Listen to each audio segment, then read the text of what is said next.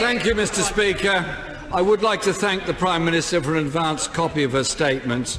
On Jerusalem, I also condemn the actions of the United States President. I welcome the Prime Minister's commitment to maintaining a maritime presence in the Mediterranean, but as a humanitarian mission to save lives.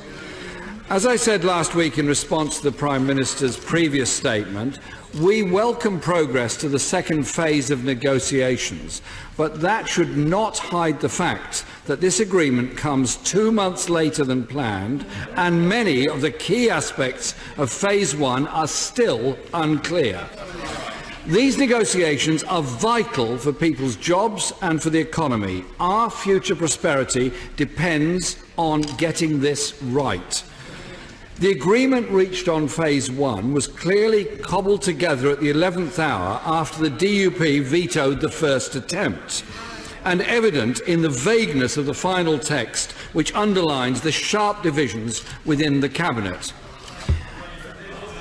As we head into Phase 2, the truth is the government must change track. We cannot afford to mishandle the second stage. To do this, Mr. Speaker, the Prime Minister must now sort out the contradictions. We were told last week that the Prime Minister's humiliating loss on giving Parliament a final say on a Brexit deal made the Prime Minister weak. And the Daily Mail, which previously branded the judiciary as enemies of the people, is now whipping up hatred against backbench rebel MPs. Threats and intimidation have no place in our politics. And the truth of it is, Mr. Speaker, it's division and infighting in our own cabinet and their reliance on the DUP that makes them weak. So will the Prime Minister welcome Parliament voting to take back control? Mr. Speaker, we've already seen ministers in her cabinet, like the Brexit Secretary and the Secretary of State for the Environment, Food and Rural Affairs, give the impression that the agreement can be changed or ignored, that it effectively doesn't amount to a hill of beans. And it's not very reassuring that this is the end product of 8 months of negotiation. And will she set out which parts of the financial settlement agreed between the UK and the EU will be paid if a final deal between the EU and UK cannot be struck? And given the delays to the Phase 1 deal, can the Prime Minister now see that cementing in statute a time and a date that Britain will leave the European Union could hinder negotiations? Mr. Speaker, I'm glad the Prime Minister now seems determined to follow Labour's calls for a transition period,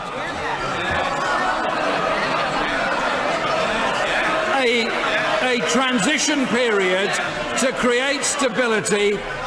Mr. Speaker, in case they don't want to hear it, I'll repeat the sentence. I'm glad the Prime Minister now seems determined to follow Labour's call for a transition period to create stability as we leave the European Union. It is necessary that we remain in the single market and customs union for a limited period, allowing a smooth transition for British business. However, there was more government confusion on this over the weekend. So will the Prime Minister clarify whether we remain subject to the rules of the single market and the customs union during this transition period? Does she envisage that the UK will also remain as members of the Common Agricultural Policy and Common Fisheries Policy?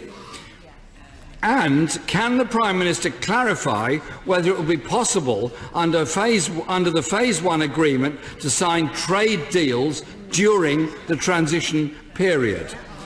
Mr. Speaker, there were also worrying reports over the weekend about what some senior cabinet ministers will demand from the Prime Minister to support Phase 1 deal. These demands were reported to include that Britain should leave the Working Time Directive. Can the Prime Minister state now categorically that she will face down this push with some in her cabinet and that Britain will maintain the standards of the Working Time Directive both during a transition period and beyond? Will she also guarantee that this government will not seek to use Brexit to water down any other working or social rights in this country? And will she commit to maintaining access for UK students to the Erasmus programme beyond the current budget period? These are important issues for people's jobs and living standards, and it's becoming clear that many on the government benches want to use Brexit to rip up rights at work, environmental standards, consumer protections, and to deregulate our economy. For many on the benches opposite, Mr. Speaker, Brexit is the chance to make Britain a tax haven for the super rich. Let me be clear, Labour will do everything in our power to stop this. Mr. Speaker, the choice is becoming clear. A Tory government that will use Brexit to protect the very richest, slash corporation tax and the regulations that protect working people, or a Labour vision that would protect jobs, the economy and investment by building a relationship with our closest trade partners, not starting a race to the bottom in which people's jobs and living standards will suffer.